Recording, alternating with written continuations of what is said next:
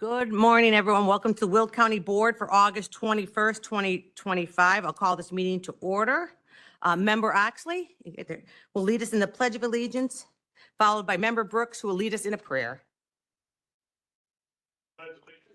To the flag of the United States of America and to the republic for which it stands, one nation, under God, indivisible, with liberty and justice for all. Yes, my dear friend, Mr. Brooks, who I've known for a lot of years, come on board and do this. Thank you. Oh, you're going there. Okay.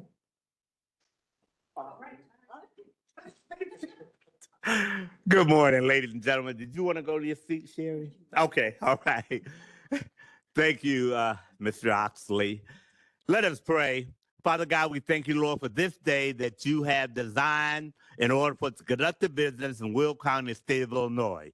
You said in your word in Beatitudes in Matthew 5:9, blessed are the peacemakers. They shall be called the children of God. We come today as peacemakers praying for our country, for our state of Illinois, and for our county. All of our county board members and our residents and employees of our county. Cover them with your peace and bless this agenda on today as we do your work and your will. In our Lord's name we pray. Amen. Thank you so much.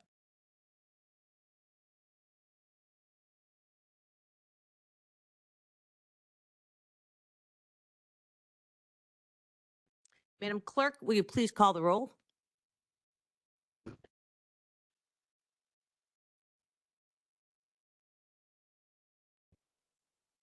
Williams, Dean Schlottman, Ogala, Pretzel,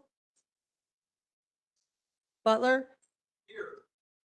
Newquist, Balich, Oxley, Brooks. Here. Brooks.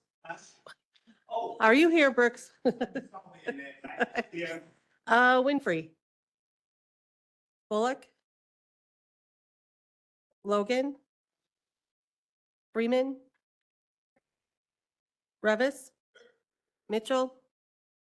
Ortiz. Berkowitz. Hickey. Costa. Trainier. Van Dyne. With 16 members being present, we have a quorum. I need a motion to place on file the certificate of publication. Motion by Freeman. Seconded by Richmond. Madam Clerk, or any discussion? Madam Clerk, please call the roll. And please add Member Ogala to the rolls and Member Bullock. Richmond. Williams. Dean Schlottman. Yes. Ogala. Yes. Butler. Newquist. Yes. Oxley. Yeah. Brooks. Yeah. Winfrey. Bullock. Got that, abstain. Logan. Freeman. Revis. Berkowitz. Yes. Hickey. Yes. Costa. Trainier. Van Dyne. Yes.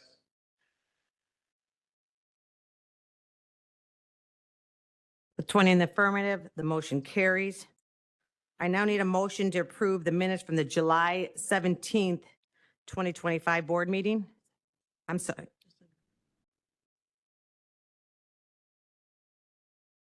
July 17th board meeting. Yeah.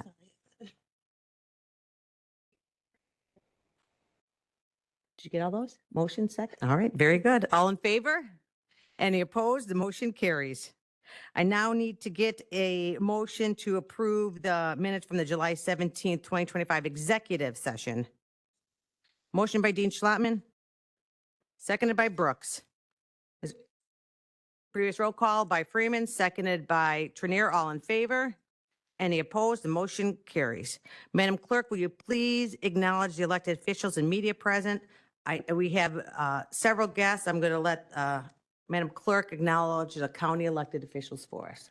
All right, today we have County Executive Jennifer Bertino Tarrant, County Clerk Annette Parker, Circuit Clerk Andrea Lynn Chastain, Coroner Lori Summers, Auditor Duffy Blackburn, Recorder of Deeds Karen Stucco, Treasurer Tim Brophy, and Chief Judge Dan Kennedy. And from the media, we have Daily Southtown, Michelle Mullins. Thank you. At this time, I'm inviting anyone to come up with the public to comment on today's agenda items. This is for today agenda items only. And outside of land use cases too, I'm sorry. Is there anyone here who would like to speak to the public on any agenda item? Once? Twice? Three? Okay, very good. Thank you. Moving on to old business, all resolutions and ordinances from the July 17th, 2025 board meeting have been signed and returned. We are now moving on to new business, and I will be able to present the state of the county and our budget presentation.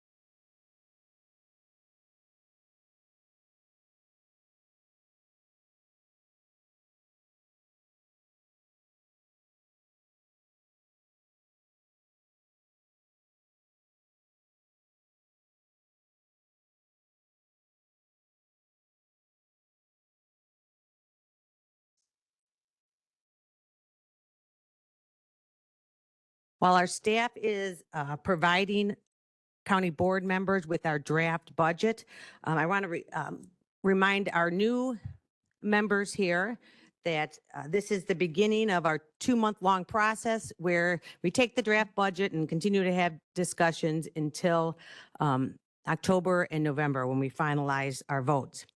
I do want to take the time to thank members of our elected officials out in the community who have shown up today. I do appreciate this support. We have Mayor Keith Ogle from Frankfort.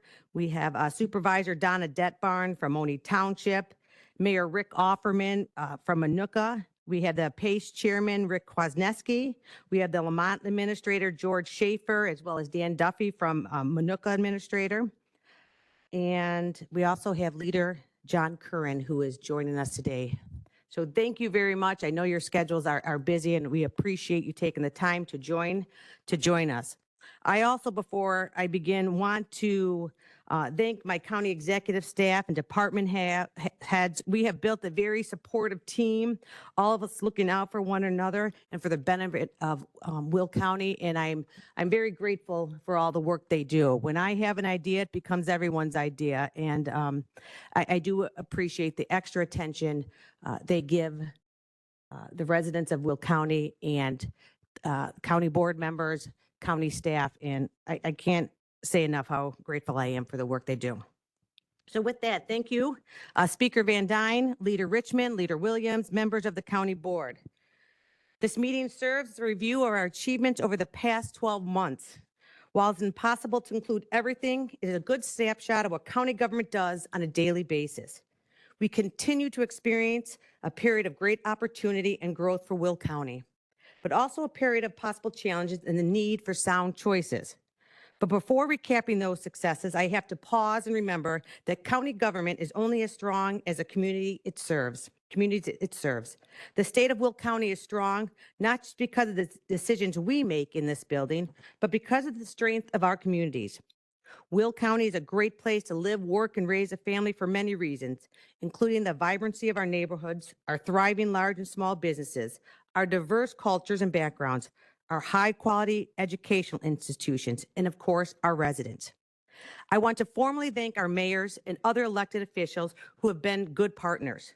For us as county leaders, it's important to remember that our role is to empower these successes, address needs that impact the region, and provide services that meet the needs of our large and diverse county. While you represent individual districts, your decision-making often look beyond your boundaries. I understand this is not always an easy task. I'm very fortunate to see the results of your collective actions and the impact of those services firsthand. Many may forget the day-to-day business that serves our residents, but decisions and votes made on this floor make a difference.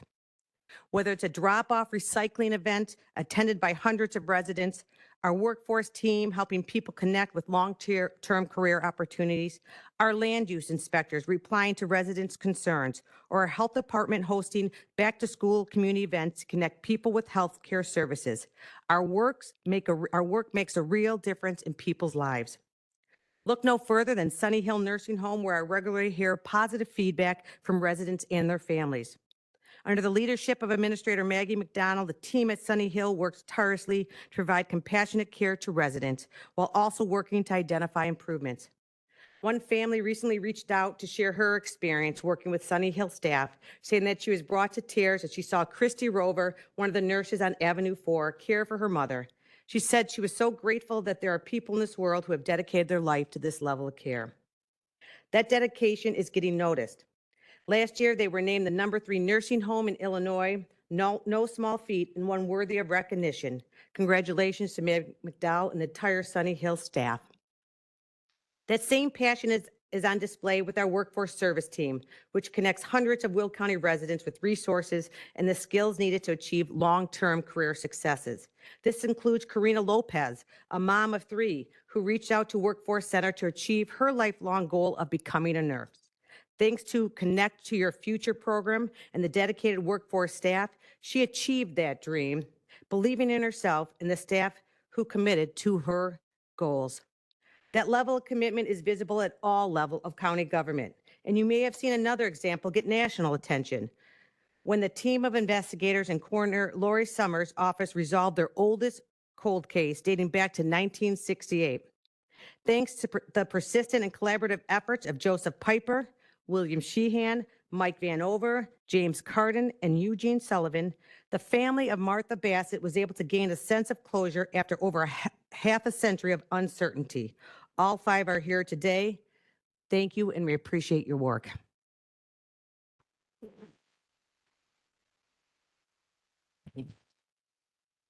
I also appreciate the staff that go beyond their job responsibility, whether it's our returning champs from the facility staff participating in Men Who Cook, Bob Beezer, our lead maintenance staff making balloon animals at the Kids Fest, or Jackie Rogers from the County Board office showing up to volunteer at ShareFest. Our staff are people who live in this community and have an invested interest as well. The best part of my job is hearing these stories. They serve as acts of everyday inspiration and represent the dedication that Will County employees bring to work every day. To be clear, we ask a lot of our staff. We are not complacent, and the demands for county services has grown with our population. We're seeing that across the board, from the 9% increase in service calls at Animal Protection Services to the increase in 911 calls at Laraway Communication Center, where the dedicated team of telecommuters answered over 375,000 calls last year. How we respond to this demand defines our priorities. This was the case when we moved forward on plans to respond to the increased need for veteran services by creating space for the Veterans Assistance Commission to grow and provide the services that these men and women deserve. With our VACs serving nearly 4,000 veterans and their families last year, the need is critical and growing. Once completed, the new Veteran Assistance and Support Center will provide a place of not only the outstanding service our VAC staff is known for, but stability. The space will empower the agency to provide enhanced services for counseling, employment assistance, financial and housing support, mental health services, and community-centric care. It will also solidify their role as state leaders, creating the state's first unified campus for veterans assistance in an amazing location. Jen Solomon and her team, we're looking forward to cutting the ribbon soon. This project is an example of how we can rise to the occasion to offer residents the service they deserve during a period of historic growth. However, responsibility to our residents means also being mindful of our fiscal responsibility, which is why we place such a high priority in improving how we deliver services for residents. Creating a modern government that works for residents requires constant review of how we do business at all levels. Preparing for growth means bringing our use of technology into the 21st century.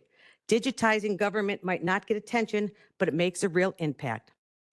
Whether it's consolidating software, such as the efforts happening in our human resource and purchasing departments, or record management's transition from the most costly known tool in government, paper, which, by the way, Christine Randall and her team has eliminated over 20,000 boxes of paper files over the past 5 years. Digitizing saves us money, reduces waste, increases efficiency, and improves how the public receives services. By digitizing, we increase transparency. Just this year, the county earned the Distinguished Budget Award from the Government Finance Officers Association due to the budget director's Rashawn Howard's efforts to transition our budget online for easy access. This modernization is happening throughout county government, and there's clearly a demand for it from our residents. Just look to our land use department, where nearly 84% of residents are submitting building permits online. I'm proud of the progress we made. This includes the circuit clerks helping to transition police departments away from paper record submissions, the state's attorney's office implementing a new video evidence management software, and the supervisor of assessments modernizing and consolidating their mapping software. These efforts will culminate when we finally consolidate the over 25 different websites into one unified service where residents can more easily access service and connect with their government officials.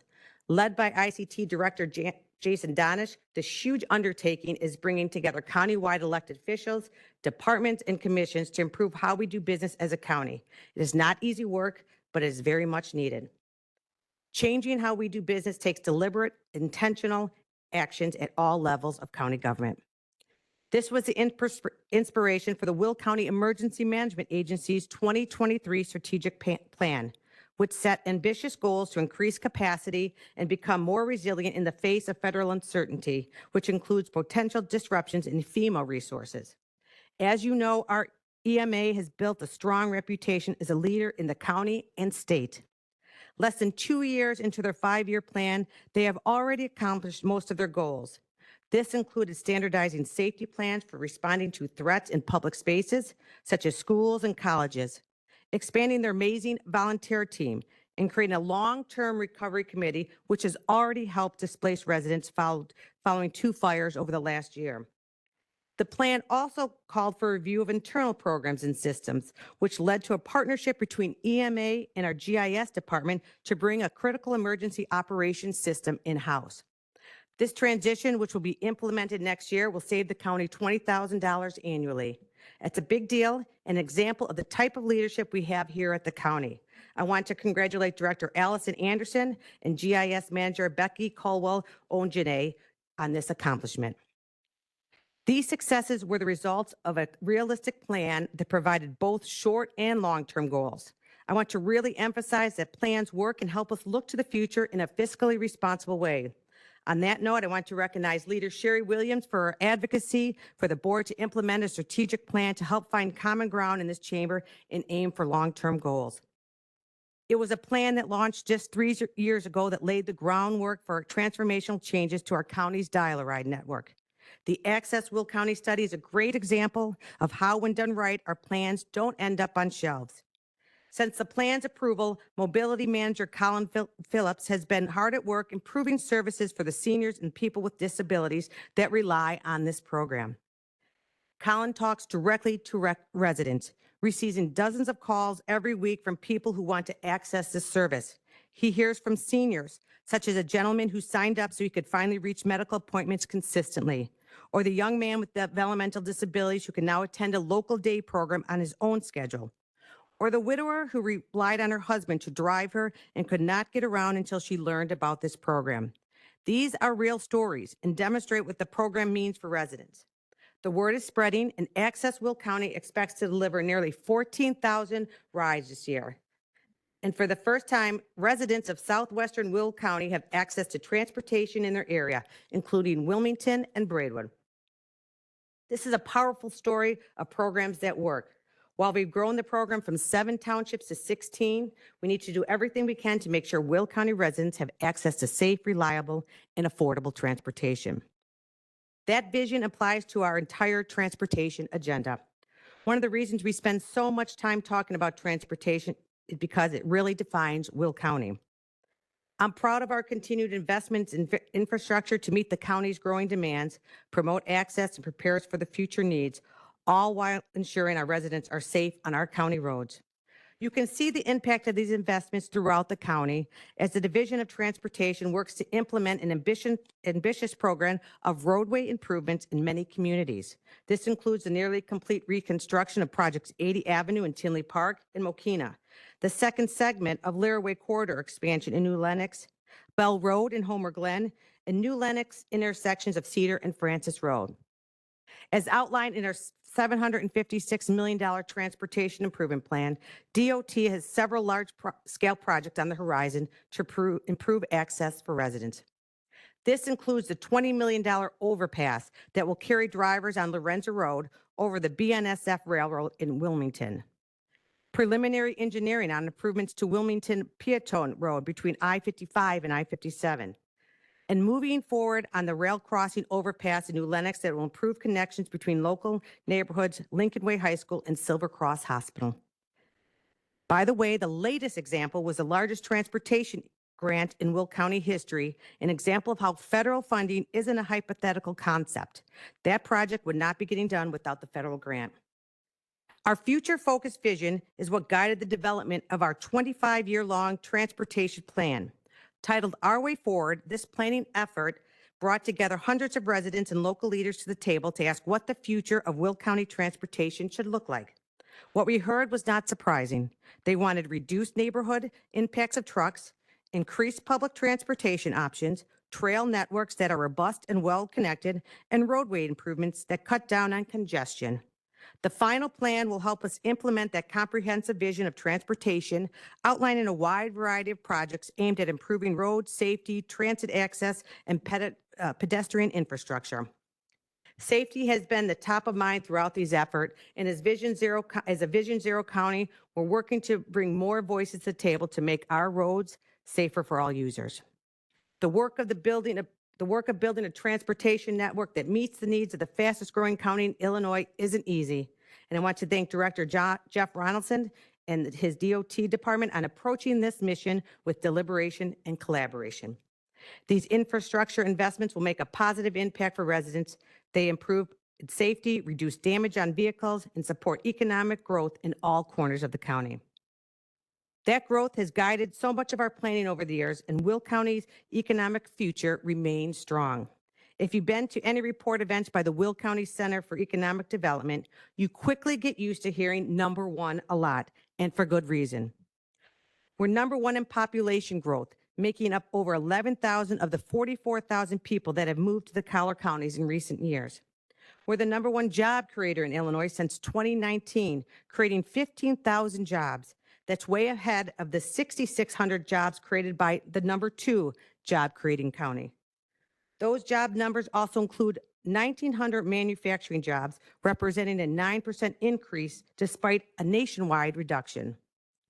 All economic indicators lead to Will County. We're the top county in the state for single-family housing development. We've seen a 44% increase in building permits over the last year, and our retail occupancy is at the highest level in Will County history at 97%. We're seeing the high building demand firsthand at the county level.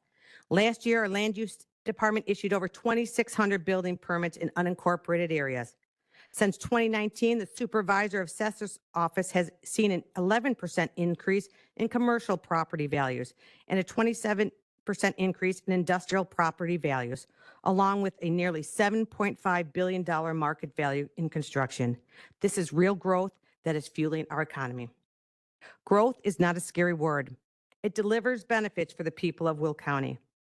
Commercial developments reduce tax rates, increases level of employment, connects residents with better retail options, and reduces the challenges that come with unemployment and underemployment. Economic growth makes a difference in people's lives, and we need to capitalize on that. However, we also need to be mindful of the economic barriers that stand in the way of these benefits. First, we know that the county is facing a serious housing challenge that is limiting the abilities of our communities to grow and our businesses to attract talent. It also is driving up costs for existing residents. We need to take advantage and be mindful about solutions. That's why we are partnering with the CED on a housing study that will work to fill these gaps and offer meaningful zoning and policy changes required at both the county and local levels. We also know that our residents need more than a countywide transportation system to fully access our economic potential. As a county, we need to ensure that residents have connectivity to transit options that can take them throughout the region. I've been closely involved with the ongoing discussions at the state level to reform our region's mass transit agencies and ensure that Will County taxpayers have a seat at the table and receive the transportation access they deserve. As we plan for continued growth, we need to be clear-eyed about our current national economics. I'm not an alarmist, but we know we need to be prepared for what may or may not come our way. However, what we do know with certainty is that we have had many, many accomplishments due to the unprecedented level of federal grants over the last few years. I want to note that these funds represent our tax dollars being invested back into our community rather than staying in Washington. When federal programs are cut or reduced, those are local dollars not being sent back to us. And while next year's budget will be the first one that I present to this board that does not include ARPA federal support, I want to reiterate that people in our communities are dependent on the services that these dollars provided. Just look at what we've been able to accomplish with the $134 million allocation of American Rescue Plan Act.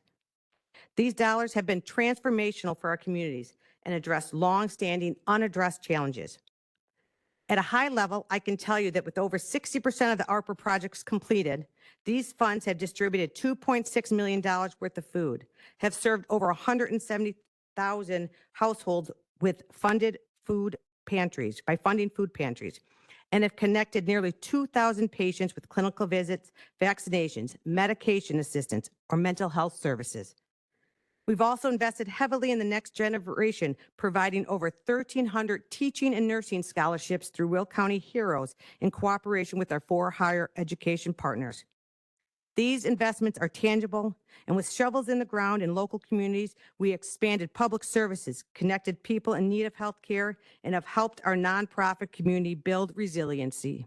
Look no further than Silver Cross Hospital, which just opened their brand new immediate care facility in Crest Hill with the help of an ARPA grant. Beyond these federal dollars, we also empowered us to address local issues that are top priorities for many of us in this room, especially related to keeping people in their homes. As public officials, you know that talking about addressing homelessness is easy. Actually, addressing it takes investment and hard work. Thankfully, our Community Development Division and Director Martha Sochka have stepped up to use these federal funds strategically to stop homelessness at its source. The demand for housing assistance has not gone down. With limited resource at their disposal, they have worked within their means to keep families in their homes. This includes both their emergency rental assistance program and housing stabilization program that have saved over 900 households from eviction. This coincides with their eviction mediation program. In partnership with Chief Judge Kennedy and the courts, they have resolved nearly 200 eviction cases before they went to trial. These are examples of the progress we made in addressing core challenges throughout our community. We need to sustain that progress, which requires us to be intentional with our funding going forward. That means we have to continue investing in preventive programs that address major issues such as food insecurity, housing, and substance abuse programs before they spiral out of control and negatively impact thousands of lives throughout the county.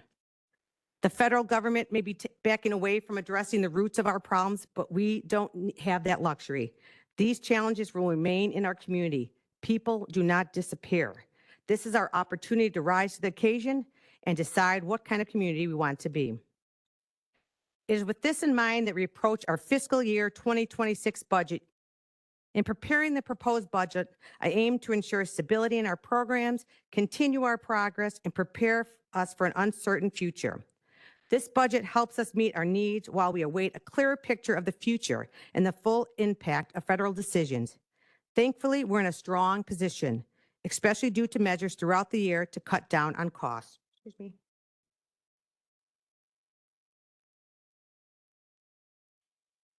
Our departments have been working to realize cost savings at all levels. This includes the Facilities Department reducing energy uses in all buildings, which will save us $250,000 this year. We're also expanding our review of operational costs in every county office, such as the Purchasing Department's plan to implement a fleet management program that will standardize operations and cut costs. We're entering the fiscal year 26 budget year on a stable fiscal footing. We are maintaining our AA+ rating from Moody's, which has commended our excellent credit position. They have noted our strong financial management practices and growing economy as positive factors for our financial future. We also continue to exceed our cash reserves goal of 25% at the beginning of each fiscal year, which prepares us for unexpected contingencies. The operating budget or corporate fund makes up 35% of our total budget. 75% of that fund is personnel expenses, which leaves very little room for discretionary spending in even the most normal of budget years. I also want to note that our budget is comprised of diverse revenue sources. For the corporate fund, property taxes make up 40% of the revenue, with intergovernmental revenue and fees making up the remainder. After a thorough review of expenditures in our existing budget and requests from all county offices, I am proposing a budget of $791 million, with $282 million for our operating budget and $509 million for special funds. This budget is balanced, continues the progress we have made, and helps prepare for the future. It provides $1 million for our annual contribution to the Other Post-Employment Benefits Trust Fund and dedicates $475,000 for IMRF accelerated pension payments, ensuring future fiscal stability. It also provides $6.9 million to meet our debt obligations and continue stability with our rating agencies. This coincides with our ongoing pursuit of $200 million bond refinancing that could save the county millions of dollars. The proposed budget does not include the full allowable levy. I'm recommending a 2% CPI in new property, maximizing the rapid pace of commercial growth throughout the county. That growth has increased our estimated assessed value by 8.3% and has led to another tax rate decrease from 0.5129% to 0.4884%. This budget ensures stability in the face of fiscal realities, such as an increase in operating costs across the board and the overall rising cost of doing business due to economic conditions. With that goal in mind, I challenge Budget Rashawn Howard to go through our budget with a fine-tooth comb. But this is where I'm going to pause and thank Rashawn for all her hard work, along with Marcy Hallman and Lane Bottomley, who sat in those meetings to listen intentionally to our elected officials and departments as they shared their needs. Working closely with every county office, we were able to trim $24 million from requests. We have to be realistic that this is a tight budget year, and we need to be prepared for the future. This budget also includes the results of our planning efforts, such as our 5-year capital improvement plan that has helped us reduce emergency spending by prioritizing facility improvements and replacements in a cohesive schedule. This year, we have proposed $5.5 million in our CIP, which includes a variety of equipment and IT needs that will reduce the need for emergency facility spending in the future. That same mindset is also guiding our space needs master plan update, which will project future county needs and aim to reduce the use of rented county property, help consolidate security and IT needs, and stop us from investing in antiquated structures.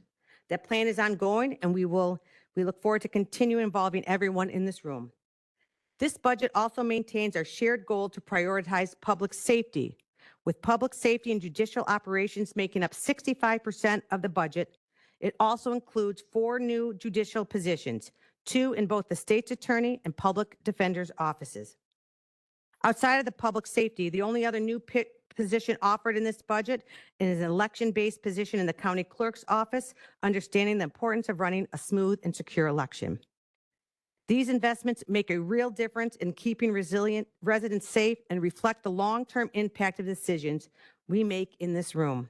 For example, the fiscal year 25 budget included the first increase in the sheriff's office deputy in 25 years to address the need for overweight truck enforcement throughout the county.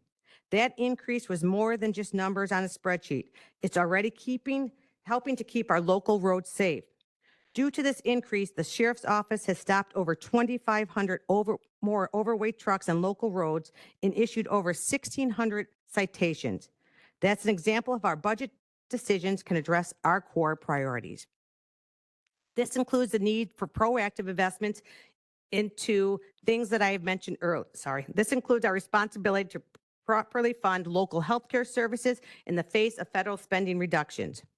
As you are aware, the Will County Health Department leadership and board, which include our members Micah Freeman and Raquel Mitchell, has raised the alarm that federal cuts and reductions will impact critical programs that have proved successful in recent years to keep our most vulnerable communities healthy. With these looming federal cuts, it is now more important than ever to invest in preventive health care programs.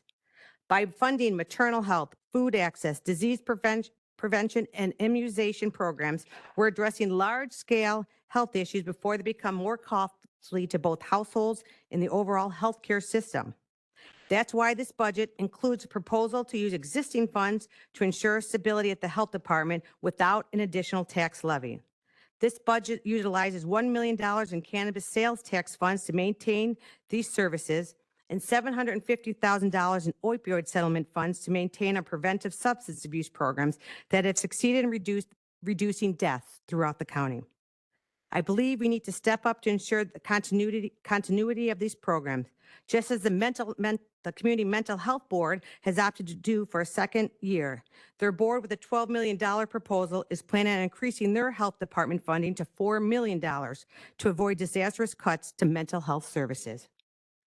During a cautious time, we are using these discretionary funds for operational needs to maintain county-led programs while we wait the full impact of current and federal cuts. This is not a permanent solution, but a temporary holding pattern. In addition, I'm recommending the use of continuing funding for several programs under these line items that have proven track record of major challenges throughout our communities.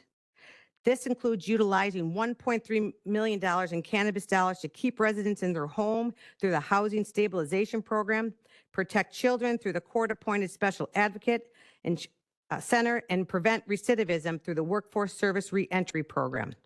Connect residents to services through our 211 program that we work with United Way, and working with our MAP team to provide fresh produce aimed at providing seniors with healthy food options in the face of rising prices.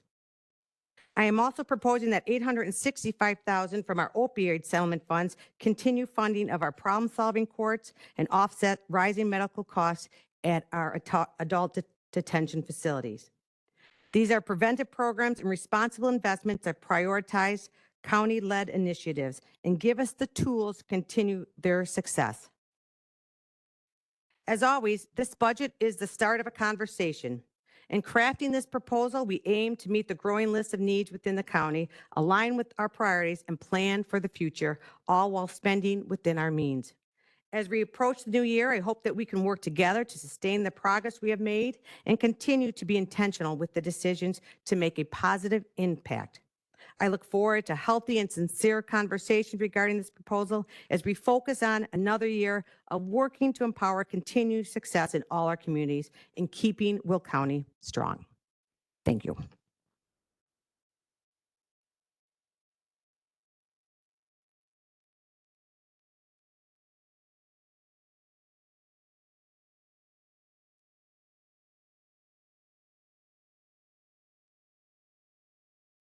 Thank you. And guests who have attended, this is a good time to sneak out.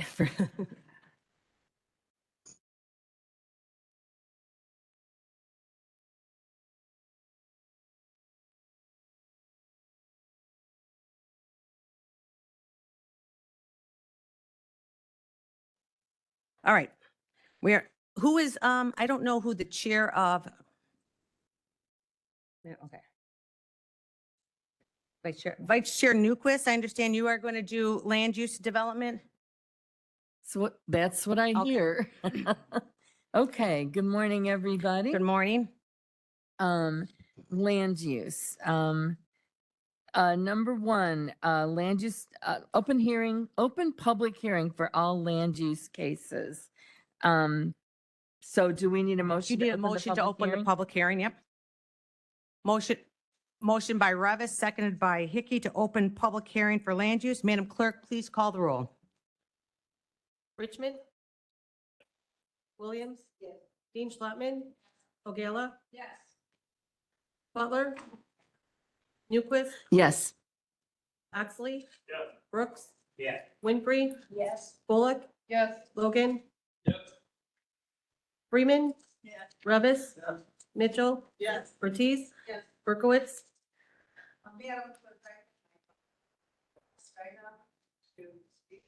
You don't speak. That was a presentation. We're in land use hearing now. No. Hickey.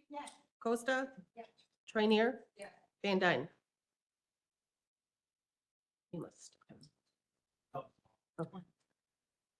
In the affirmative, the motion carries. We are now in public hearing. Absolutely no new evidence or information will be allowed once this land use public hearing is closed. Are there any individuals who wish to provide testimony or speak during the public hearing? If you would like to, you can please come up now. We ask that you state your name and to help out the county board members to please identify the case.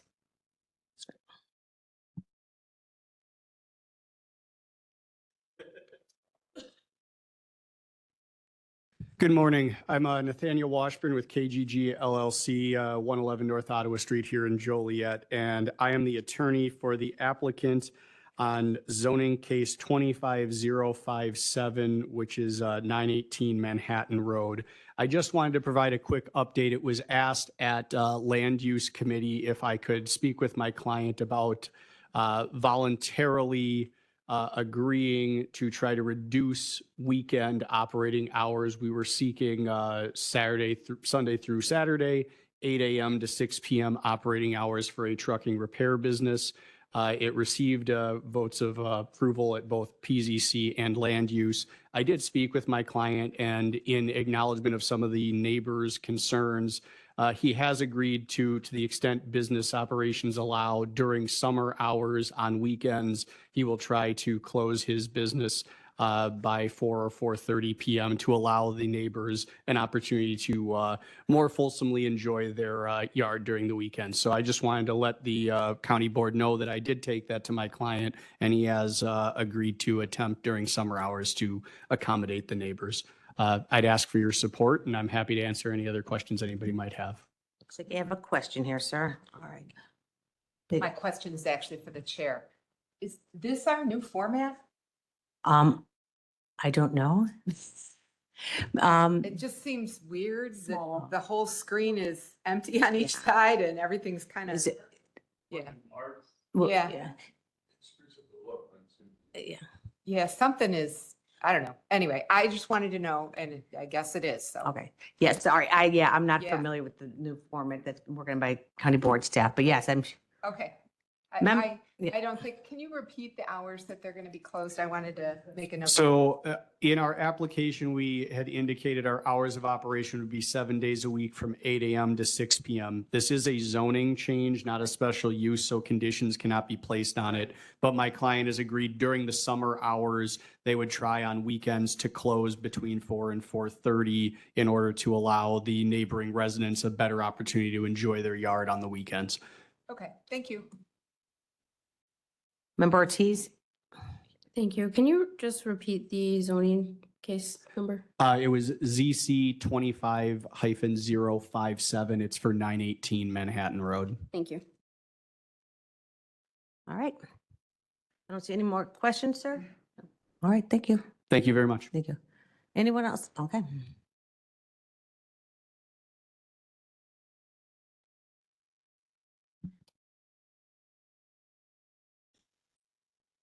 Good morning.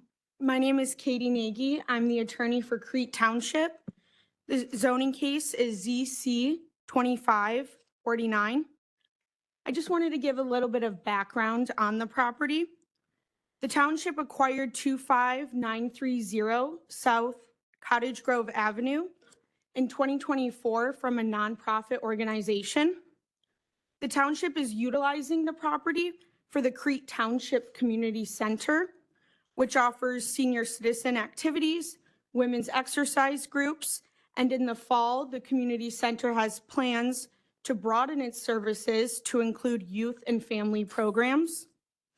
The existing sign on the property has been standing for more than 20 years, and the township is seeking to modify the existing sign by installing a dynamic display in the sign. The dynamic display will not be used for any commercial purposes. It will be used to share township-related messages, such as township announcements, events occurring in the community center, and alerting the public to any emergencies. Also relevant is there's discussion for the township center to be used as an emergency shelter. So not only will the dynamic display be used to announce emergencies to the public, but also directing residents to the community center in the event of an emergency. As provided in the Land Use Department staff report, Crete Township special use permit request meets all the standards and criteria set forth by Will County. The PZC and Land Use Committee recommended approval, and the township respectfully requests that the Will County Board approve its zoning request. Thank you for your time. Thank you. Any questions? I don't see any questions, so thank you. Thank you.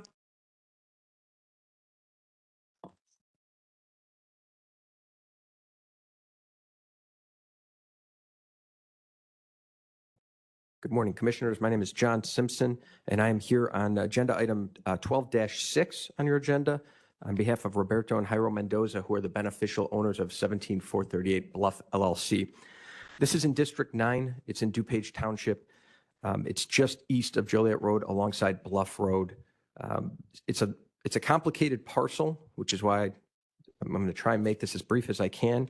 But if you can imagine a capital letter C, my client's property is dead center. And so we are surrounded from the northeast, north, northwest, west, southeast, southwest, south, and southeast by industrial. That industrial to the north and to the west is the village of Woodridge. That industrial to the south is Romeoville.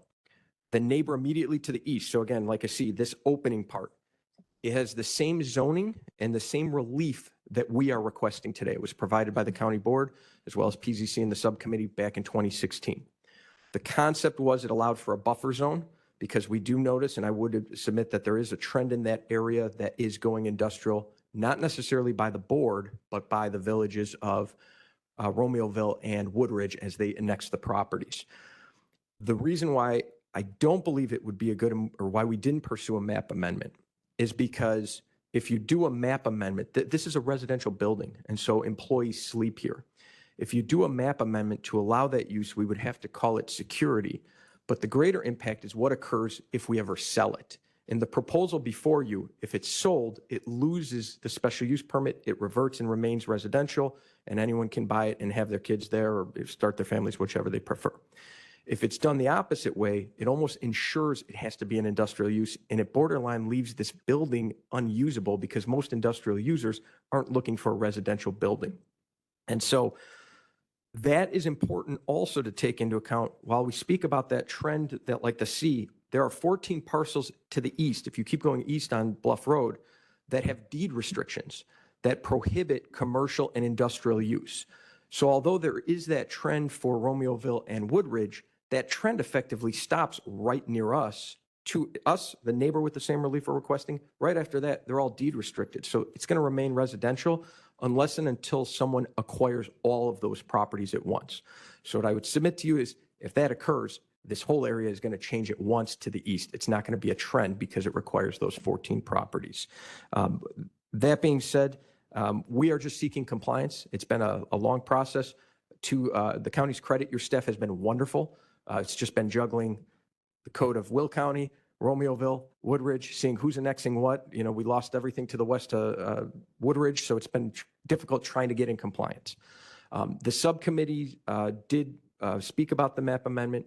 What I would ask of the board is if that is the route that this board, well, I would prefer that this passes outright so we can immediately make the changes. Let me make that abundantly clear. I'd ask for the same relief that the neighbor has. But if it doesn't, I'd ask that it go back to subcommittee because I would imagine we're going to have a little more objectors to the map amendment. And I just want to make sure the board wouldn't pigeonhole itself of saying, well, we wish we didn't do that. And that would be all we would ask. And You have some questions, sir. absolutely. Member Berkowitz and Revis. Hold on, sorry. Go ahead. Madam Executive, I think this would be a question that Mr. Butella could address. I have a question. If this were to proceed, we were to allow the residential use in this type of a property in the past, we've not allowed residential use in industrial or this type of a parcel. And my question, and I'd like Well, Mr. well, Butella to come up to. We're questioning this witness right here. If you have Okay, some well, then kind I of- can yeah. ask him, Yeah, but, go ahead, but yeah. it will have to go to staff who is present in the room. With a residential zoning, then how does that impact the tax liability? I know there's a assessment, tax assessment. So what is the difference? You can't answer this question, but I would like, Commissioner, are Miss- you referring to property taxes? yes, the levies, yes. That definitely, I don't want to represent, my understanding is it's always based on the assessed value. You take a third of that and multiply it by the rate. It's not, Cook County, I think, is the only anomaly that differentiates how they classify residential versus everything else initially. I believe every other I'm county. gonna interrupt you for a minute. Sorry. Member Berkowitz, you have to address your questions to the application right now. So I So think, yeah. so you- the yeah. board is not, we cannot address any inquiries. We're in the hearing and we're to addressing county- the applicant, yeah, right now. So, and I think you're asking about At the what res- point in time can we ask during the questions from? discussion, at the when we go back and At- vote during the discussion. Okay, Yeah, I hold will on. go, I will Okay. re-present this question Okay. during discussion. Perfect. Thank you. Yep. Member Revis. Thank you, Mr. Simpson. I appreciate your presentation because it was very concise. I just want to confirm one thing for, just from the applicant point of view. Whether we pass it today or whether we go back to our committee, the end use of the property is still, that's not what's being objected to. It's just how we get to that point. I guess objected meaning there wasn't full support coming out of the Land Use and Development Committee, and there was some concern. But if we pass it today, we can, the landowner is still going to get to use the property for the same things that they would use if we go to committee and it still passes through committee and we just change the technicality surrounding it. So it's kind of like a 3+1 or a 2+2 situation. We're both going to get to 4 no matter whether we pass it today or go back to the committee. Yes, Commissioner. What I would tell you is, what I mentioned before, the effects will be the same. It's 2 paths to get to the same point. I guess the concern would be what happens after us, right? If you do the map amendment, then it will always remain industrial unless they remap it back. So if we find a residential buyer down the road, they'd have to remap zone it back the other way. Whereas if we leave, we're doing it knowing, and I should mention that, we've added conditions. This is only open Monday through Friday, 6 to 6, Saturday, 8 to 3. We don't do it on Sunday. And it had unanimous support from PZC to get to this point. I think in the subcommittee, we didn't have all the answers necessarily in the discussion. The concern for you is, yes, it gets our applicant to the same point. It's just what happens after us. And so Yeah. those are the 2 paths. But Yeah, to answer thank your you. question- Yeah, in my take, it's a little bit less complicated if we just pass it today. So that's my stance on it. Thank you. Member Trinier. Thank you, Madam Executive. I'm very, very familiar with this area. I've talked with residents in the subdivision that's nearby with the, I don't know what they call it, but the codicil of what they can do with the land. In fact, if you've ever read that document, it's pretty disturbing, but they have been approached in the past. They love where they live. They are not ever going to get to that number where they all want to sell. And I think giving you what you're asking for here today does help provide that buffer between them and these new warehouses. But I just want to, it's just the 2 lots. It's just 2 before we get to Crest Creek or whatever it's, I think it's Crest Creek. Yes, Commissioner, I think it's, I think it was St. Catherine's Cross. It's a vacated way, but it's Catherine's Crossing. Yes, so it would be, so it will now be industrial to northwest and south. I think it's 6 parts, Right. maybe 5 to the west.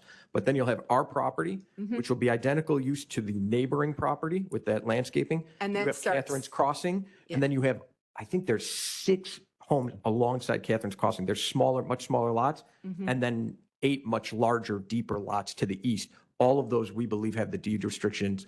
And yes, I've read the deed restrictions, so It's disturbing. there's some disturbing items on there, but then there's other ones that, in this case, will have actually protected the homeowners from the Right. trend that is to the west. And I really don't want to see those homeowners have to deal with even more industrial on that street. The portion that's being developed now, Romeoville owns the road, and so they've already improved it. It's the rest of Bluff Road that's a disaster. I mean, frankly, probably shouldn't be any trucks on that road past the Romeoville part. But you know, that's not a problem for you to worry about. So I will be in support of what you're asking for today. Thank you, Commissioner. Member Oxley. Thank you, Madam Executive. What is the parcel size? 2 acres. 2 acres?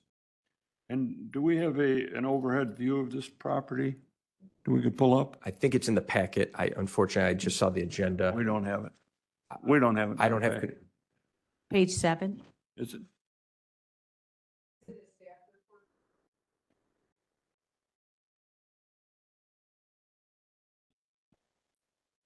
We got Mark. Okay, let me get.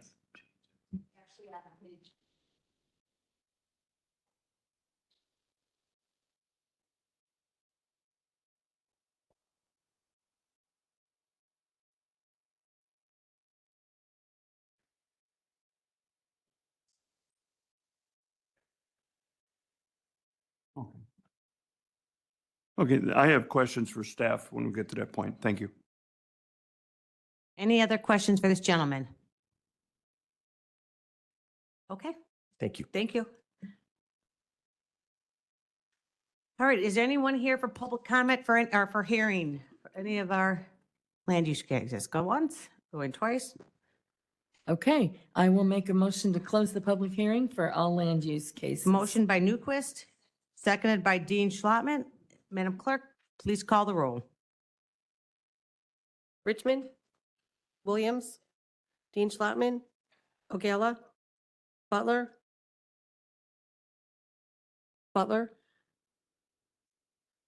Newquist, Yes. Oxley, Brooks, Winfrey, Bullock, Logan, Freeman, Revis, Mitchell, Ortiz, Berkowitz,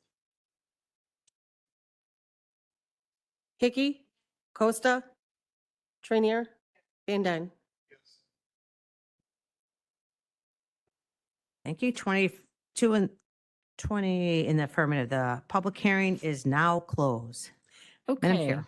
All right. Number 1, zoning case ZC-25-060, a special use permit for a landscape and lawn maintenance business, Green Garden Township, 9003 West Stunkel Road, Frankfort, Illinois, County Board District 3, and I so move.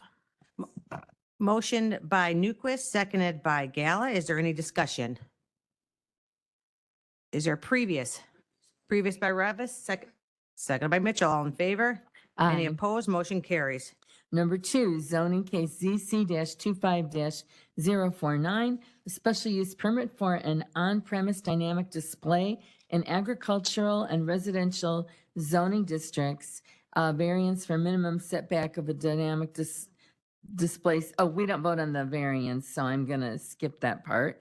But basically, it's at 25930 South Cottage Grove Avenue, Crete, Illinois, County Board District 3, and this was unanimously approved by both planning and zoning and land use, and I so move.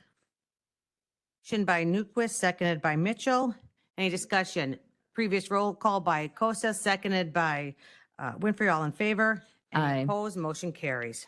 Number 3, ZC-25-042, special use permit for ancillary liquor service, Frankfort Township, 7805 West Lincoln Highway, Frankfort, Illinois, County Board District Number 3, another unanimous approval, and I so move. Motion by Newquist. Did I hear a second? Second by Costa. Is there any discussion? Previous roll call by Trinier, seconded by Mitchell. All in favor? Any Aye. opposed? Motion carries. Number 4, ZC-25-064, a special use permit for ancillary liquor service, Frankfort Township, 19866 South Harlem, Frankfort, Illinois, County Board District Number 4. It was unanimous, and I so move. Motion by Newquist, seconded by, Butler. Is there any discussion? Is there previous? Previous by Revis, seconded by Richmond. All in favor? Any Aye. opposed? Motion carries. Number 5, ZC-25-057.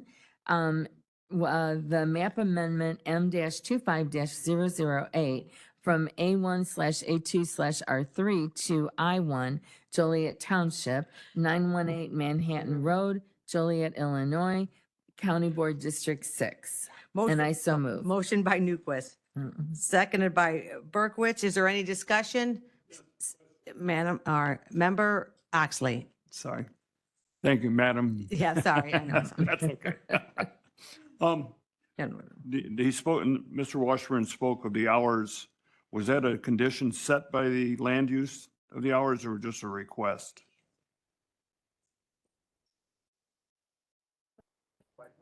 Kevin?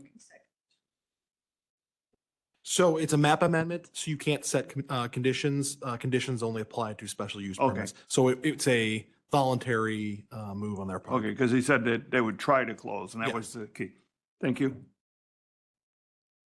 Thank you. So any other discussion? So we have a motion and a second. Is there a previous or would you like a roll call? Madam Clerk, please call the roll. Richmond, Williams, Dean Schlottman. O'Gala, Butler, Newquist, Yes. Oxley, Brooks, Winfrey. Yes. Bullock, Logan. No. Freeman. Revis. Yes. Mitchell. Ortiz. Berkowitz. Hickey. Costa. Trainier. Van Dyne. Yes.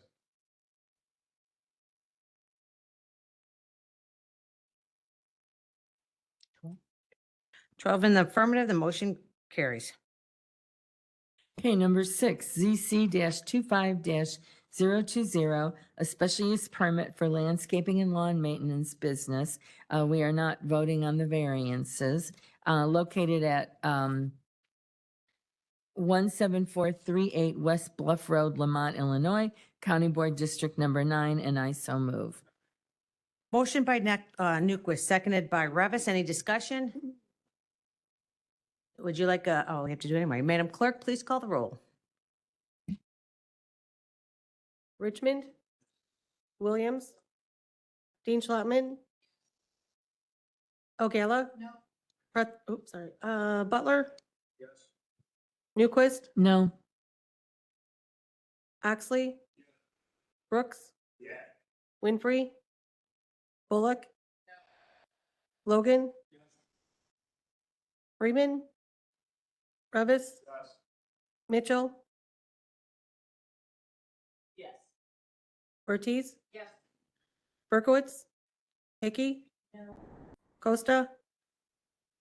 Trainier. Yes. Van Dyne. No.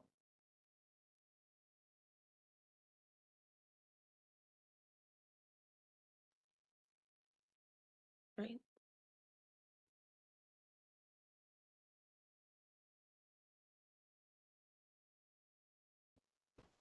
County Executive votes no. So with 11 in the negative, the motion fails. Okay, moving on to Land Use and Development Committee resolutions.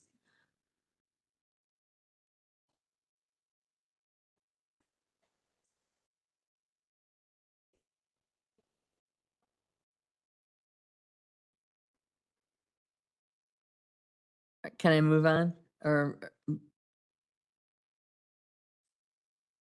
Okay, anyway, I'm moving on to resolutions. Resolution 25-220, referencing SCXT 25-009, special use permit extension request, Metro Water Reclamation District of Greater Chicago, special use permit for manufacturing and industrial services, general, special use, do we have to vote 3 times on this, Kevin, for one for each special use? Yes. Okay, so we'll vote on the first one, which is the special use permit for manufacturing and industrial service general.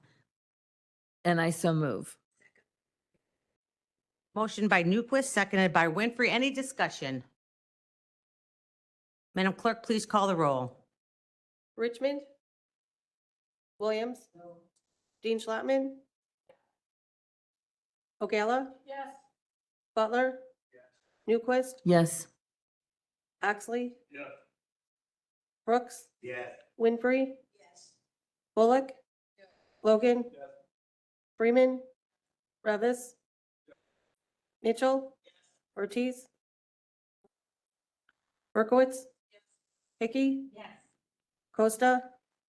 Trainier. Van Dyne. Yes.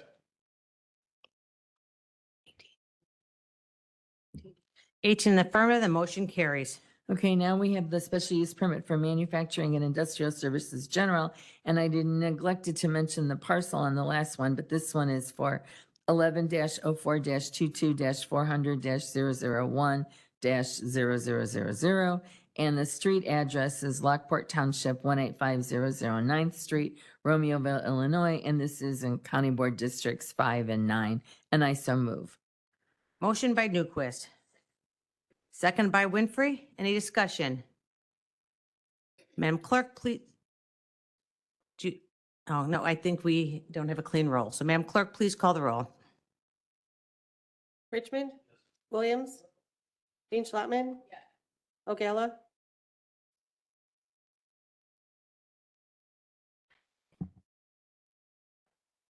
Butler. Newquist. Yes. Oxley. Brooks. Winfrey. Bullock. Logan. Freeman. Revis. Mitchell. Ortiz. Berkowitz. Hickey. Costa. Trainier. Van Dyne.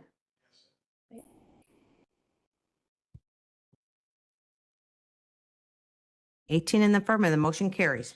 Okay, and the last special use permit for manufacturing and industrial services general on the parcel 11-04-22-400-006-0000, and I so move. Motion by Newquist.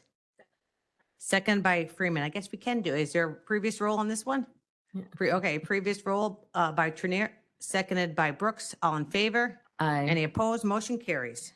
Okay, number 2, Resolution 25-221, Special Use Permit Extension Request, a CXT-25-010. This is an extension for a special use permit for rural events with 6 conditions. And that's special use permit number 1, and I so move. Motion by Newquist, seconded by Dean Schlottman. Is there any discussion? Madam Clerk, or I'm sorry, Madam Clerk, please call the roll. You vote.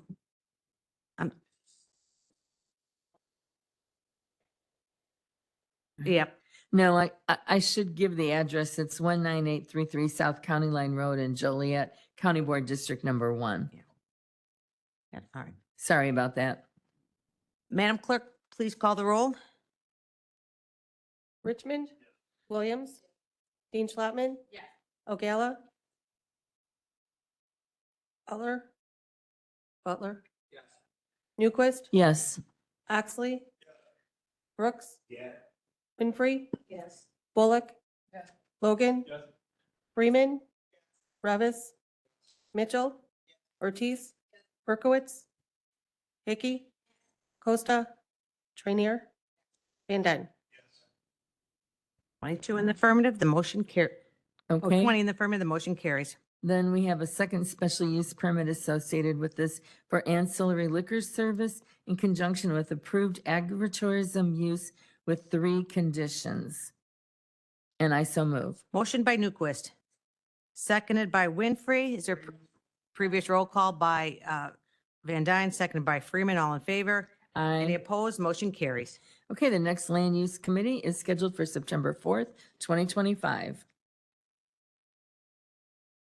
Thank you. And moving on to Finance, Chair Newquist. Okay, you guys are going to get tired of hearing me. So we have a consent agenda for finance, and the items included are Resolution 25-222 and 25-2176 appropriating stipend payments for elected officials, Resolution 25-223 through 25-2177, appropriating State of Illinois grant funds in the sheriff's budget. C, Resolution 25-224, 25-2169, amending the predictable fee schedule for the Recorder of Deeds. And D, Resolution 25-225, 25-2199, authorizing county executive to execute necessary documents for delinquent tax program, and I so move.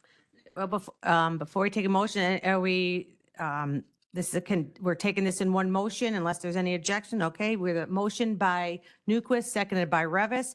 Any discussion? Oh, no discussion. It's previous by Winfrey, seconded by Freeman. All in favor? Aye. Any opposed? Motion carries. And then we just have the usual monthly financial reports to place on file, and I so move. Thank you.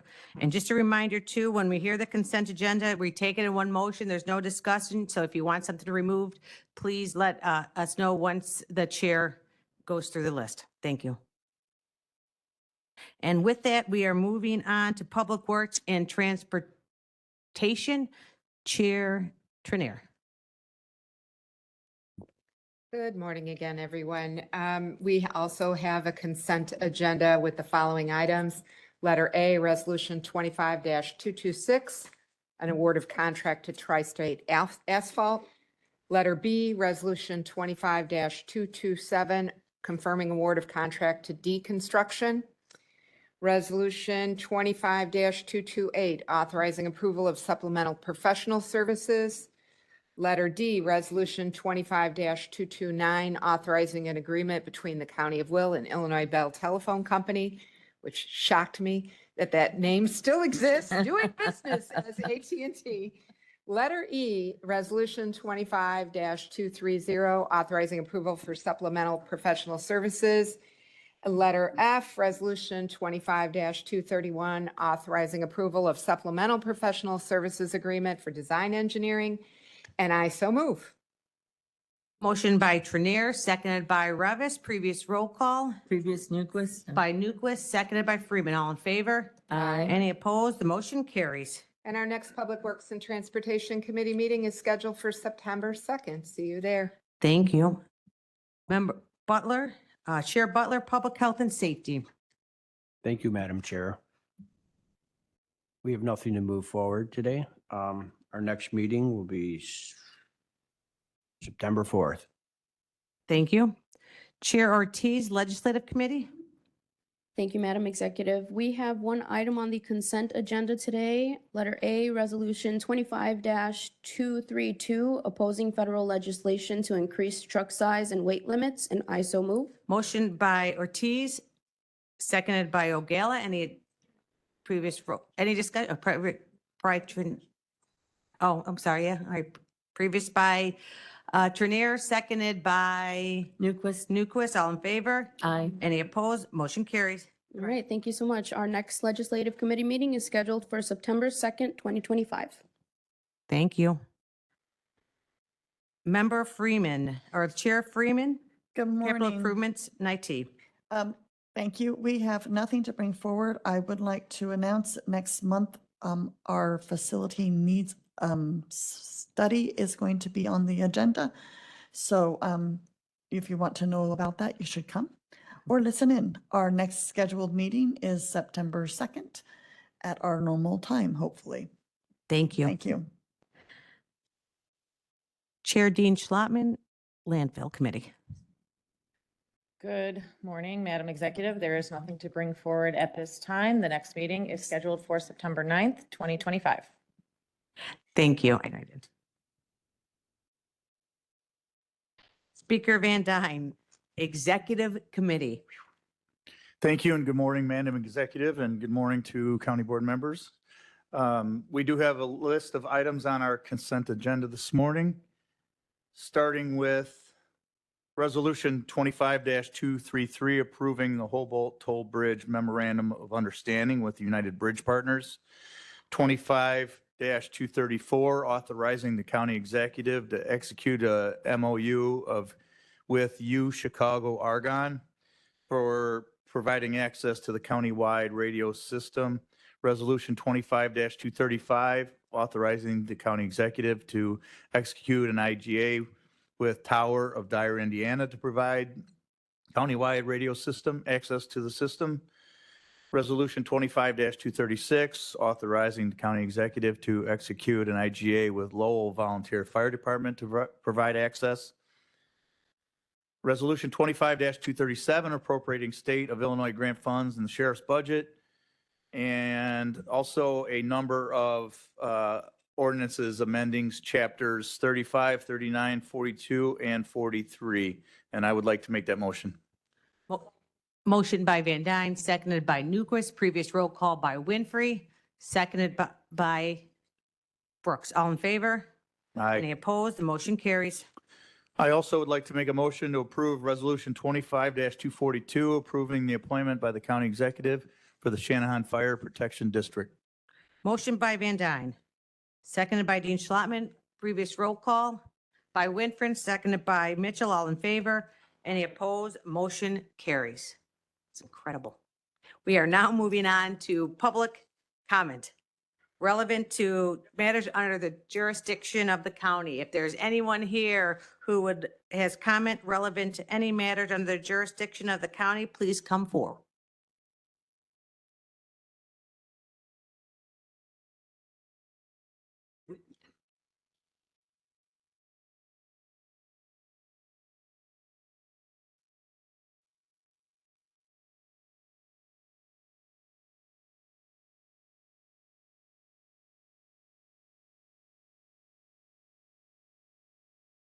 Good morning. Good morning. My name is Sharon Wochak. I've lived in the district since 2000, lived in my current home since 2002, where my property taxes have gone up tremendously. So I am here to ask a couple questions. I know you can't answer them, but I just want to put my statement out there because it's getting a little ridiculous in the state of Illinois. So I would ask that you guys would go down to Springfield to ask for some more money because I saw in our 2025 budget, I was not able to see the proposed 26 budget yet anywhere, but I saw it was, when you were talking, it was the same 40% of the revenues coming from our state taxes, from our property taxes. I also see that we are getting a small portion back from gambling, but I have also seen that every single bar I go into now has gambling machines. So I kind of think that we need to go back and get some more of that money because it is supposed to go towards the Common School Fund, which seems to be going mostly to Chicago. And that's not really fair to my district here in Will County. I also see that this is actually on the Illinois Department of Revenue, that in 2024, our state collected $312 million in alcohol taxes. We collected $711 million in cigarette taxes and $457 in cannabis taxes. I don't see that reflecting back to Will County that much at all. So I'm just asking that you guys go down to Springfield and fight to get some of that money back for us. Thank you.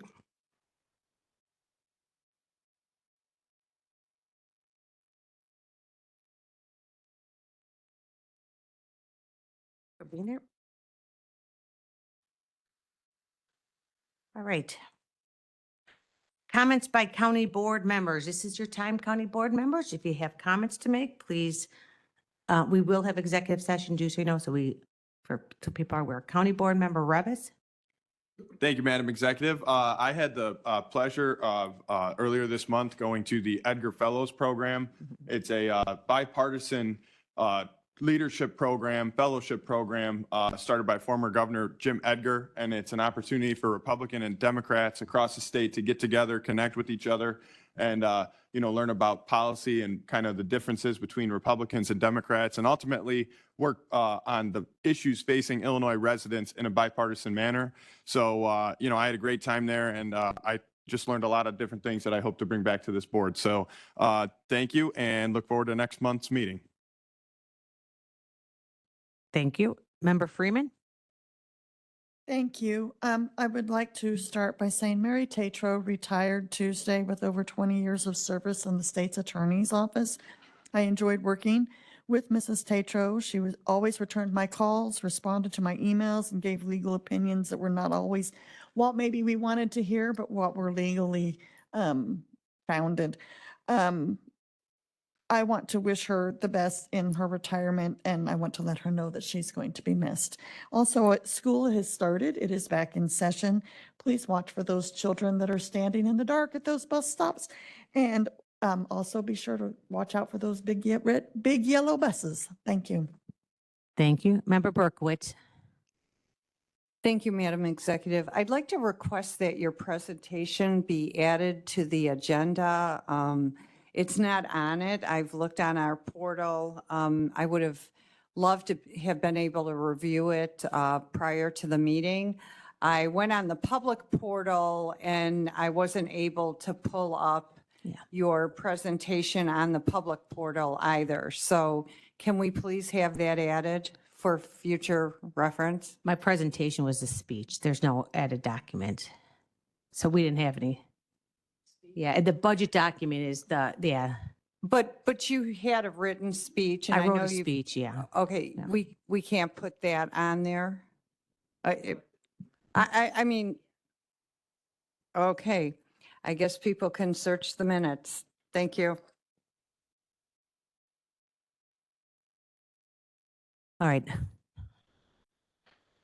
Member Ortiz. Thank you, Madam Executive. I'm sorry, I should have said this during legislative, but for any members on the board, departments, community organizations, for those who are interested in having their input on our state and legislative agendas, the deadline is August 25th, this upcoming Monday. Please reach out to Tim Hendricks by Monday if you want to have your input considered. His email address is thendricks, that's THENDRICKS. Yep, putting you out there, my guy, at willcounty.gov. Thank you so much. Member O'Gala. Thank you. I also want to wish Mary Tatro well in her retirement. She served the board for many, many years, spent so many hours with all of us here and a lot of other board members who are not here today. She gave up time on the weekends. She'd answer calls after hours. She did a tremendous job with that. Although, again, we don't always get the answer we want, but that's just kind of how it goes. So one thing I want to mention too is that, we have a working team of cannabis people and opioid people who help work out on the county board side as to what we want to see, where we want those dollars to be spent. And that, in addition to the budget as a whole, I would really love the opportunity to have more of a dialogue with the executive's office, with our leadership team, and the working team for both the cannabis and the opioid dollars, so that when we come here, we're in agreement of what we're going to spend our money on for cannabis and opioid, because that's a decision that, county board typically will make. If we have those conversations in advance, we don't have to have any changes to that part of the budget. As far as the budget goes, I think it's something that we need to really consider moving forward, looking at how we really want to continue to move taxes forward. If the personnel budget's at 73%, that's an issue. That's an issue for us. How long and how far can we sustain that? So it's something we need to consider. As far as different departments looking to hire different employees and more employees, in the past, when somebody was hired under a grant, once the grant was gone, their job was gone. They were hired under the grant. They knew that they were hired under the grant. So we cannot continue to grow government. That's something we have to look at. We had one lady come here today about taxes, and I agree with her. In Illinois, we are taxed to death. We cannot continue to have those taxes. We need to do what we can at our level and talk with people at the other levels within the government, whether it's the state, local school board, and fire. Local school board and fire, they tax to the max every single time. So everybody in this room should be having those conversations, because we really need to look at what we're going to do and how we're going to move forward, because it becomes a point when people are paying $1,000 or more a month just in taxes for their house. That is totally unsustainable. Thank you. Member Logan. So Public Health, September 4th, I invite all the members to attend. I'm putting forward a resolution that's going to revolutionize mental health assistance in Will County. The fire chief from Joliet's going to be there. He has a very successful program. Jeff Carey is going to be there, and he's going to talk about it. So I don't want to give any more information, but September 4th, come see Mr. Butler and his this meeting. Thanks. A teaser. That's it, like, yeah, yeah. Member Trinier. Thank you, Madam Executive. I too am very appreciative of all the years of service that Mary Tretro has given to our community. I want to encourage everybody to take a trip to Peatone, not exactly next door from Bolingbrook, but I had the fortune of attending the county fair yesterday. And although it was the opening day and kind of slow, it does look like it's going to be a really fun event. And I know they have a lot of evening things planned, like demolition derby and so forth. So get out there and see what's going on in our community. Thank you. Thank you. Leaders, anything? Leader Williams. Okay, I realize that I neglected to inform everybody that I was appointed to the state, county elected officials compensation task force. And they're reviewing the stipends for elected officials. So we've had one meeting I couldn't make. We only had 2 meetings so far. And actually discussing how much the state will be paying, if they'll be paying extra, and if they'll continue with it. So I'll keep everybody informed of where we're at with that. Thank you. Leader Richmond, I want to put you on the spot. Yes? Yeah. Yes. No? No, we're approaching the most favorite time of the year for me, so I know. I look forward to, We would never know. I look forward to reviewing the budget book, and I hope that everybody gets a chance to review it. And either side of the aisle, if you see something, or there's something that you want brought up, I'll be more than happy to discuss it with anyone. Take a look at the budget with a deep dive. So thank you very much. Thank you. Speaker Van Daan. Thank you, Madam Executive. I guess going last, everybody always jumps in on things that you want to say, but I'll start by saying Mr. Zach Strupek from the Will County Public Defender's Office, he had to leave and he was here this morning and he had to go to court. So he asked me to relay these comments. He just basically wanted to thank the county board for everything that we have done in considering the budget request. He says. Hey, Joe, I'm sorry, Speaker. I don't know if it's a public comment and I don't know if you can do that for him. So why don't you just give it, Okay, you want to I share that apologize. with everyone? All right. I know Yep. it's a nice thing, but. I was asked. Yeah. Okay, Mhm. so we'll skip that. So I will, I also would like to thank Mary Tatro for all her years of service, and I wish her the most happiest retirement, and thank you for all the work that she has done. We do have the Will County Fair going on, and we do have a table there, and I encourage all the folks to come out and say hello and meet your constituents. I understand a few board members had already had the opportunity. It goes on all weekend. It's always a good time. The budget presentation, thank you for the budget presentation. I also wanted to encourage anyone, also like Leader Richmond, that if there's any questions or concern, I know your office has always been open to have conversations. I would also like to be involved with both sides of the aisle to see if there are any concerns so we can address them before our famous meeting. And want to thank the county board members for the most incredible, speediest meeting that we've had in quite some time. So I think getting our questions answered at committee and talking it over with our caucuses is possibly starting to pay off, and I encourage everyone to continue doing so. So thank you very much. Thank you.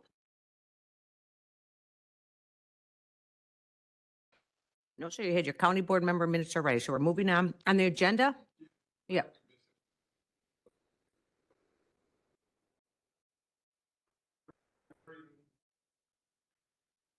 Yes, sir. Okay, so number 6 on our land use committee, I know you broke the tie on that one. I think the board, were we under the impression that that was going to go back to committee to be redebated and like solve their issue? Because right now that applicant is going to be in the timeout chair for a year, and their only choice they have is to go back to committee and ask for a map amendment, which is going to be controversial for our residents. Again, that's why I was saying in my comment, it's kind of like 1 + 3 or 2 + 2. we're just making it more complicated now for the residents. So can there be a motion to reconsider that item before we close out this meeting today?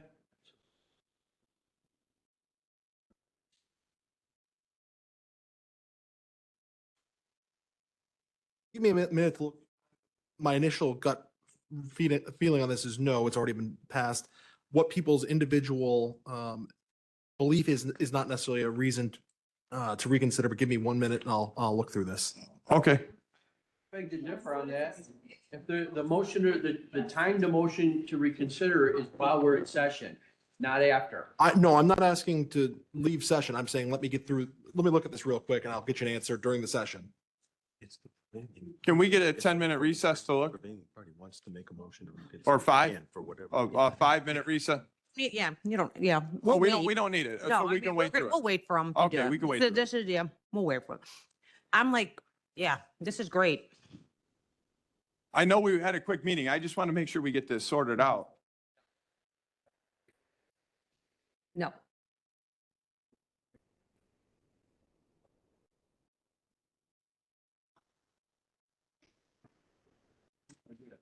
So you.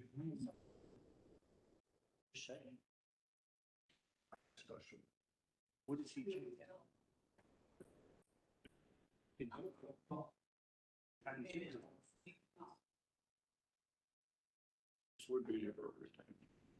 have to do it. All right, we're gonna, yeah, hold on, guys. We're gonna take a 2-minute, we're just gonna take a 2-minute recess. Can I get a motion, take a 2-minute recess? By Trinair, seconded by Mitchell, all in favor? I oppose, and then we can go back to your questions. I'll make a motion to bring it back. Yes.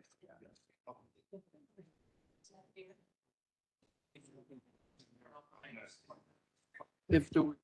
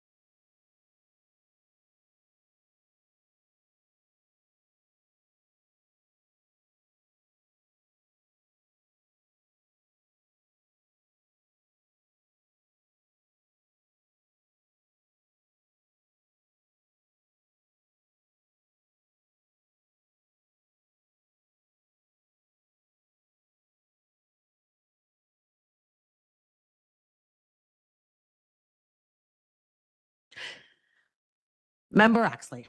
Yes, I would like to make a motion to revote this issue. There was some, reconsider this issue. There was some confusion in the verbiage here, Okay. and it's been cleared up. Okay, you're going to have to identify what we are making a motion to Item 6, motion to approve. under Land Use Committee. Okay, so we have a motion to reconsider by Oxley. Is there a second? Second Mitchell. Second by Mitchell. Is there any discussion on the motion to reconsider? Oh, I think there was a lot of confusion because I agree. think maybe the screen stopped moving and people got lost on it. Because if there was ever, this would be a good, to allow this person to have his business, this is like a perfect spot, so. all right, very good. Motion, we're just talking about the motion to consider. We can talk about the project when we take the vote on it again. So do you have a question on the motion to reconsider? Yes, okay. Member, not on the issue, on the, yeah, what we're doing, right now, we're just, vote again? we're going to vote today? again, yes, right now. Oh, okay, Yeah. thank you. Member Ortiz, So it's two votes, right? One to reconsider and then, we're taking right now the motion to just reconsider right now. okay. So you have a question on the yes. There's no question. I'm asking my fellow board members to please vote to reconsider this motion. Thank you.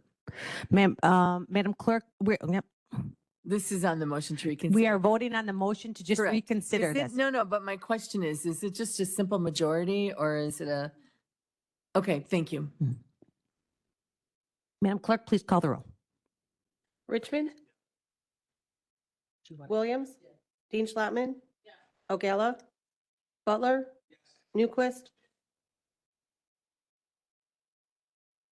Oxley? Brooks? Winfrey? Bullock? Logan? Freeman? Revis? Mitchell? Ortiz? Berkowitz? Hickey?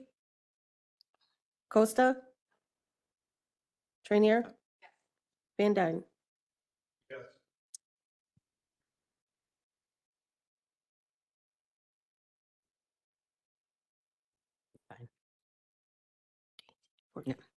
All right. With 14 in the affirmative, the motion is to reconsider. Mr. Oxley, would you like to, or would you like to, oh, who is from the, he was the correct one. Yes. Yes, he gets to do this.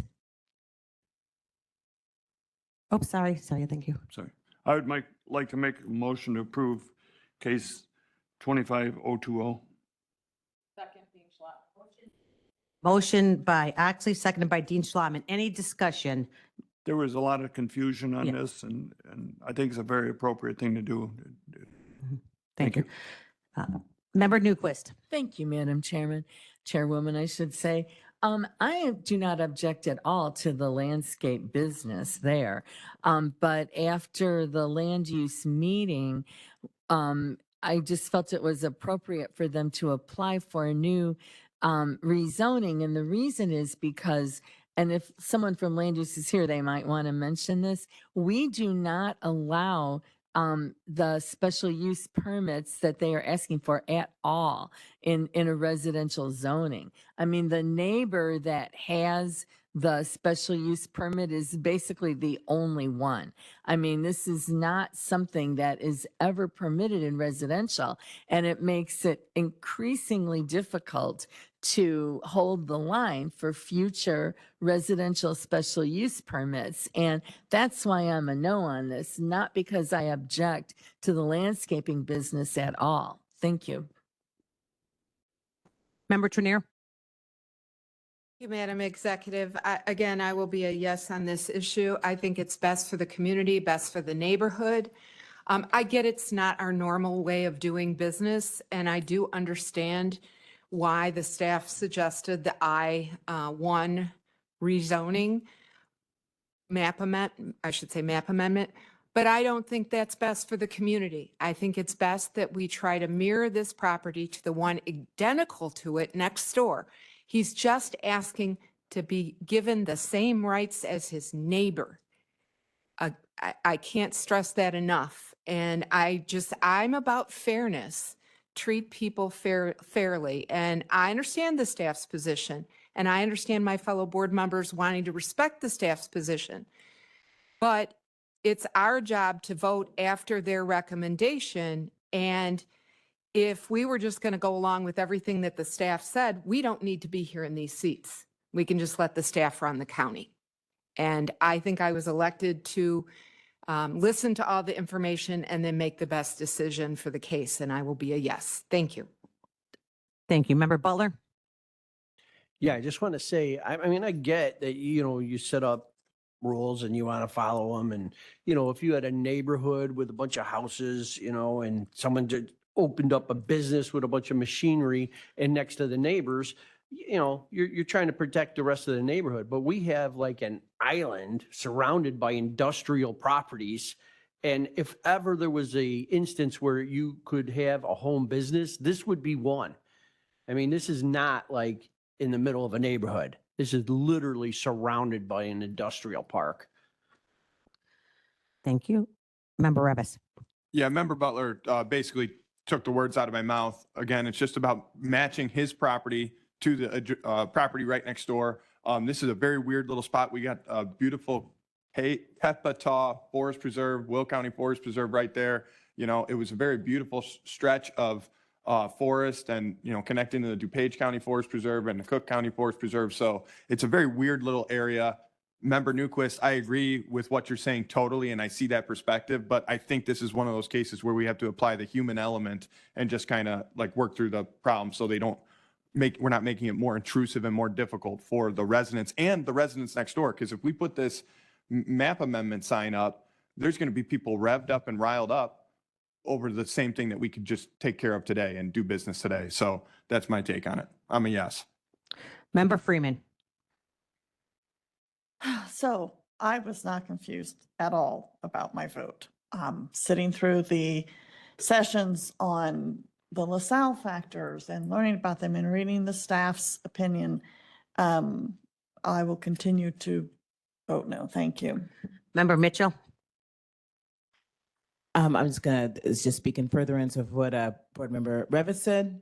There's already a landscaping company in the area that has residential. The neighbors are comfortable with that. Sometimes you have to apply common sense. The neighbors are comfortable with it being residential. Should this landscaping company decide they no longer want to do landscaping, they feel comfort in the fact that this can always go back to a residential property. So I'm asking my board members to do this because no matter what, it's still going to be a landscaping company either way. And it makes it more comfortable for the neighbors. They can adjust very well to the fact that this is a residential property as opposed to an industrial property. Sometimes we have to think about the people that we're serving. And I hope that, and I think that Member Ortiz shares my sentiment. And I just want to say thank you. Member Hickey? I'm so sorry. I just hear that we're talking about, I don't know why the neighbor was given the designation that he was given, why the special use permits were extended there. But we have rules and we're trying to follow the rules. And I understand the human element and I understood the issue prior to this, but I don't see that suspending our rules in order to make this work for this person is the right thing to do, because then are we going to do that every time something comes to us that's a little bit sticky? I'm not sure where we're going with this, but thank you. Thank you. Member Bullock? Yeah, I'm going to kind of weigh in on that piece of the puzzle as well. I feel like we're starting a slippery slope here where we're saying anybody with an R1 can now put a business on their property, and I don't think that's the intent of an R1. And at what point do we stop the they got to do it syndrome? Because that was another board many years ago that decision was made. We are the board now, and we know what we should be using R1 for, and there is a way that he can achieve what he wants to achieve by using another designation and special use permit for is this the housing one too? Yes, so special use permit to keep the house the way it is. There's a way to go around it that still fits within the parameters. It doesn't make it a special exception.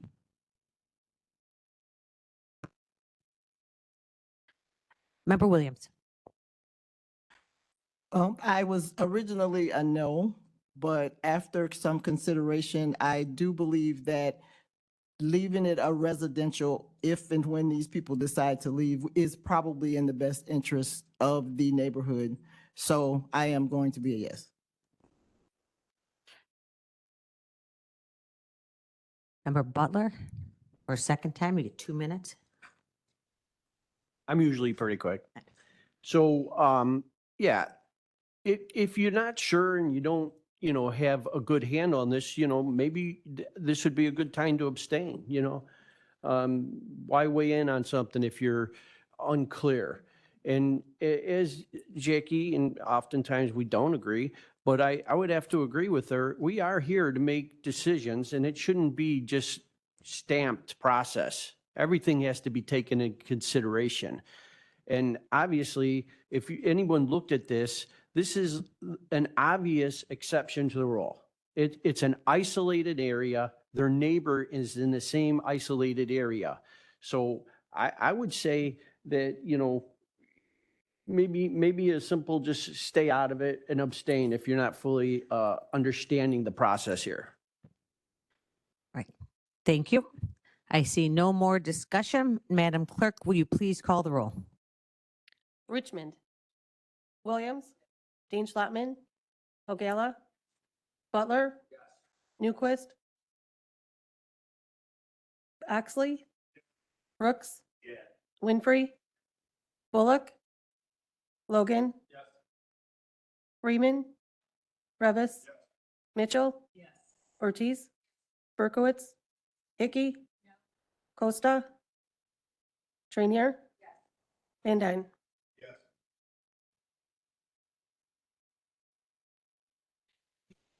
Yep. With 14 in the affirmative, the motion carries. Thank you. At this time, I need a motion to enter executive session to discuss collective bargaining. Motion by Revis, seconded by Trenier. Madam Clerk, please call the roll. Richmond. Williams. Dean Schlottman. Ogala. Okay. Butler. Newquist. Oxley. Brooks. Winfrey. Bullock. Logan. Freeman. Executive session. Revis. Mitchell. Ortiz. Berkowitz. Hickey. Costa. Trainier.